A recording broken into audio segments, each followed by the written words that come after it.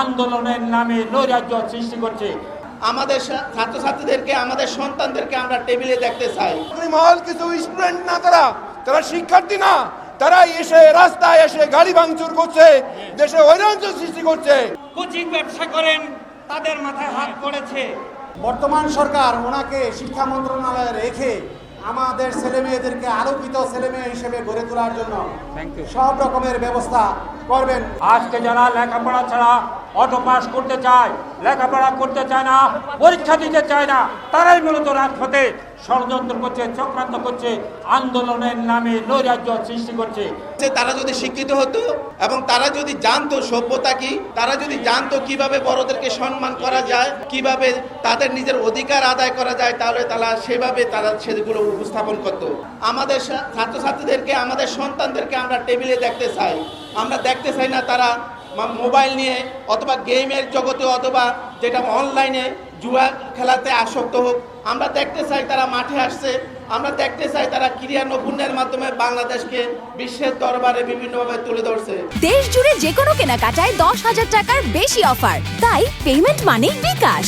শিক্ষামন্ত্রী দিনকে দিন বলে না, রাতকে রাত বলে না, সারা দিন তিনি শিক্ষাকে কিভাবে এগিয়ে নিয়ে যাবে, এ দেশের শিক্ষাকে কিভাবে, শিক্ষা ব্যবস্থাকে উন্নত করবে, সেভাবে তিনি প্রচেষ্টা চালিয়ে যাচ্ছেন। কিছু ছাত্র নামদারি বিভিন্ন জায়গা থেকে এসে যেই অপপ্রচার চালাচ্ছে, তার প্রতিবাদে আজকের এই প্রতিবাদ সমাবেশ। আমরা তীব্র কণ্ঠে এর প্রতিবাদ জানাচ্ছি। 2001 থেকে 2005 পর্যন্ত ডক্টর আনম হোসেনুল হক মিলন বাংলাদেশের শিক্ষাখাতকে এক উজ্জ্বল নক্ষত্রে পরিণত করেছেন। চাই আমরা সাধারণ জনগণ যারা এই দেশকে ভালোবাসি, আমরা এই সরকারের পক্ষে আছি, আমরা এই শিক্ষামন্ত্রী আনম হোসেনুল মিলনের ভাইয়ের পক্ষে আছি। আমরা আশা করি আপনারা সবাই তার পক্ষে থাকবেন এবং এই দেশকে আমরা গড়ে তুলবো সবার আগে বাংলাদেশ। মহল কিছু স্টুডেন্ট না, তারা শিক্ষার্থী না, তারা এসে রাস্তায় এসে গাড়ি ভাঙচুর করছে, দেশে ঐরাজ্য সৃষ্টি করছে।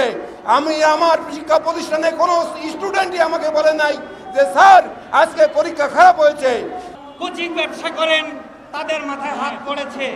মিলন যখন চলে এসেছে, তারা বুঝে বলেছে শিক্ষা ব্যবস্থা যে পর্যায়ে চলে যাবে, আমাদের ব্যবসা হবে না। তারা এই কারণে কোমলমতি শিশুদের, তাদের ওখানে ছাত্রী ছিল, তাদের কোচিংয়ের ছাত্র ছিল, তাদেরকে নামিয়ে দিয়ে, লেলিয়ে দিয়ে মিলনের বিরুদ্ধে প্রোপাগান্ডা অপপ্রচার পরিচালনা করছে।